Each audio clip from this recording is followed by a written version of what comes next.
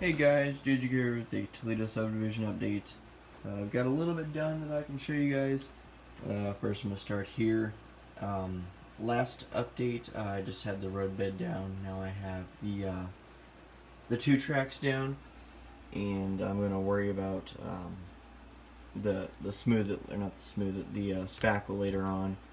I'm going to use a watered down mixture and then some sort of flexible thing to level, because these tracks for the most part are pretty darn level.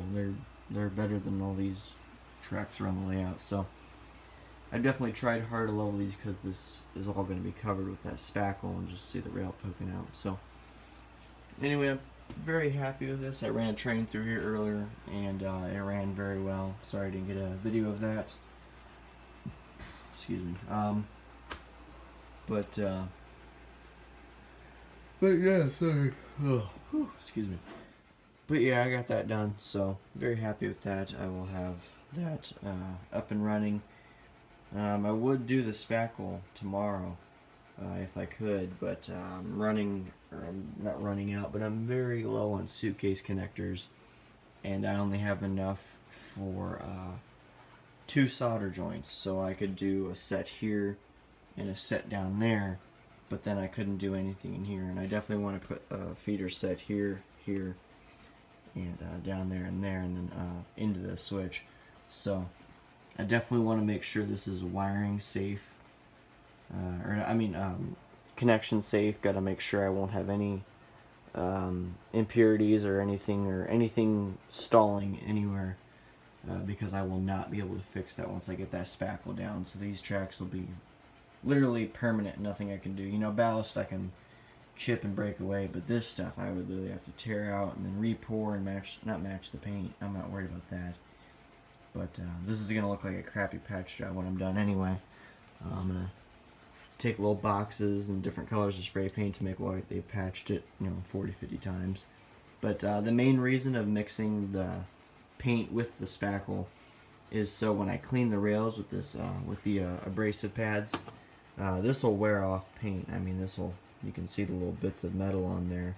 If it'll wear away nickel, it'll definitely wear away paint. So anyway, when I clean the track, I mean, yeah, it's going to take off some of this stuff, but you won't see white underneath because this will be already mixed with paint. So the more you rub, you're just seeing more of the color of the asphalt. So hopefully that'll work. But we'll see. I read that somewhere. Someone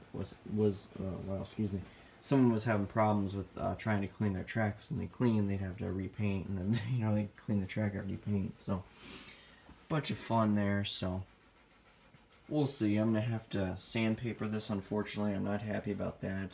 Sandpaper creates micro scratches. Never use sandpaper to clean your track, but unfortunately, I'm gonna have to do that to get this to a smooth top coat, so I'm not happy about that. Very unhappy about that, but I have to do it. So, but anyway, I'll live. Excuse me, sorry. That's about pretty much it for what I have work done, but I've done a lot of cleaning. That box was there for almost, yeah, it was in my time hop.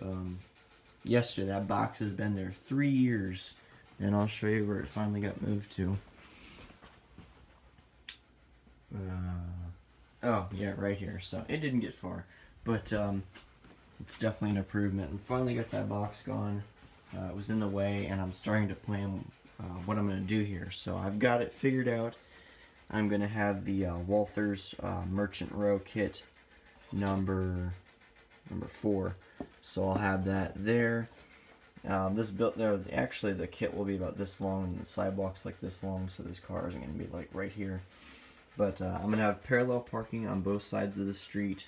This car actually won't be that close. I'll have like a little triangle in before the grade crossing here, which will be a highway crossing. It'll go over the road on maybe not this side, but definitely over the road there for the streets down. But I'll probably have one there too, because why not? And then I'll have a street here with parallel parking on one side, and then another Walther's Merchant Row, and then a second Walther's Merchant Row, or 2 of them right here, 2 kits there, and then a street going that way with parallel parking on one side like this, just on the one side.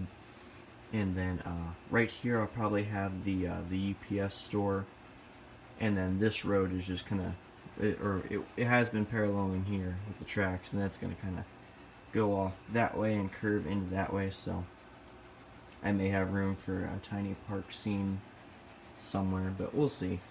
I'm not too worried about that kind of scenery yet. That'll play in at the end, or as I go. I'm probably not going to do scenery all at once. I'll do this scenery, or all of this part of the layout, then I'll move to this part of the layout, and then I'll move to this. So I'll probably do it in chunks. I've seen a lot of people do that, and it revitalizes their motivation and all that. So pretty sure I'll do it that way. It may be more expensive that way, but enjoying this hobby is the biggest part. So if I have to spend maybe $100 more over the course of a year, I mean, I'm willing to do that as long as I enjoy what I'm doing. You know, I don't get bored like, oh, I gotta do trees tonight, or next week I gotta do trees, the whole layout, and bushes, and no, I'm not gonna do that. So anyway, sorry I'm rambling, but I do finally have a plan for there, and I'm happy, so I will order those kits probably in the next month or two, because I want to do roads around the time when I'm doing this, because I'll be using the same stuff, and that bucket eventually is going to go bad, so I want to get roads done, and I gotta buy some paving tape. So, but anyway, I'll figure all that out, but at least I have a general mindset for this. I also did get this moved down here. I moved this forward. It was, well, actually it was right here. That was in case I didn't like where it was going to be. That was my marker. But anyway, it just kind of barely fits in with the thing there, and there will be a row of shops here, and then what I'll do is these cement trucks will just come out of the walls somewhere, out from the rest of the world. They'll turn in here. They'll go around. I don't know if I'll have semis in here now. That's just something I found in a box. Sorry guys, I'm not feeling the wonderfulest. That's not a word, but whatever. Anyway, they'll come out after being loaded. They'll come around here, and I'm going to have a little scale here. So because I really don't get why they would have an office for this small of a building, so what I'm going to do is have a scale kind of condensed, because I don't want this to get too close to the tracks, but I'll have a scale here that'll kind of make sense of this office here. You know, they'll control what's going on here, and then this guy or whatever will control the scales. I'll probably add a little stoplight, just red and green on there, and then if they're okay, like let's say they have 20 pounds too much or whatever, they can fold these wheels down. This is how they cheat on scales in the US anyway. You add wheel sets. That's how you kind of cheat with, not necessarily cheat with weight, but that's how you distribute the weight among the truck, instead of, you know, having 60,000. I don't know if this would have 60,000 pounds or not. But now you have, you know, 15, 30, 45, and 60 instead of just 20, 40, 60. So I think the US is 14,000. I am not sure. I don't know where that number came into my head from, but I think I heard it somewhere. Anyway, I'm not too concerned about it. But anyway, after they're weighed, they'll just go back around. They'll go back that way. So that'll kind of give me a use for this area as a turnaround, and also for front end loaders to load. And then they also have attachments for front end loaders that go underneath the train cars, and they just basically take a shovel or a full basket at a time. They take it out and they'll do whatever with it. This has a little tiny thing, but I'm not going to use it for that. I'll probably have a couple piles around here. But anyway, that's just stuff I have planned. Now that I can move this, I've been brainstorming stuff to do there. So anyway, I really want to get back to this part of the layout. This is the part of the layout I haven't really focused on the past month or so, because there's always crap there. So I finally got that moved, and almost all of that will go back here probably, unfortunately. But I am limited for space. I am stepping in water. My dad always forgets when we change the filter there. The softener does its cycle every want to say it's every other day or something, or a little more often. But anyway, when it does its cycle, it drains, and it has about 15 to 20 gallons of water that comes out. Well, this white stuff along the walls is the drainage system, and there's 2 pipes that go into the wall, but you have to take them out when we do this for some reason. And anyway, he always forgets to put them back in, and so sure enough, when it does its cycle in about 30 minutes, it leaks about 20 gallons of water, and of course it all goes this way. No, it can't go that way, it all goes this way. So that box is definitely ruined now, and I'm really worried about mold.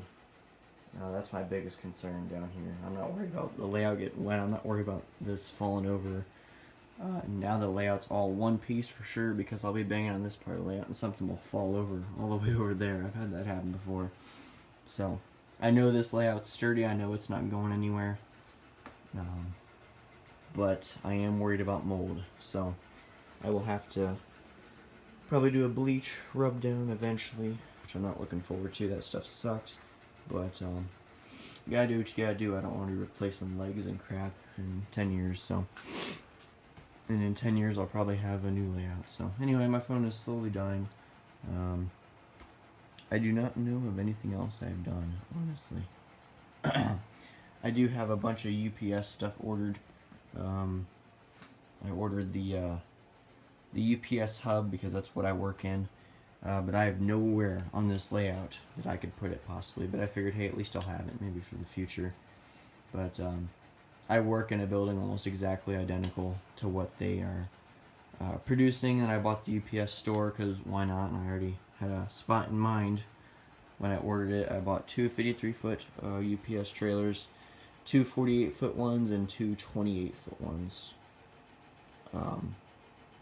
Or just one, but each 53-foot trailer comes with 2, so I would not be buying 4 packs, but yeah, I figure at least I'll have them. If I don't, I probably won't open them for a while in case I change my mind and don't want them, because Athearn just announced they're doing the 28-foot UPS trailers, which are known as feeders by me and other UPS employees. But anyway, they're that's what we unload, and from the semi it goes onto the delivery trucks that go to your house. So anyway, that's what we unload, but Athearn's wanting like $30 or something insane for each trailer, so I don't make that kind of money for 8 or 10 of them, which is what we usually unload.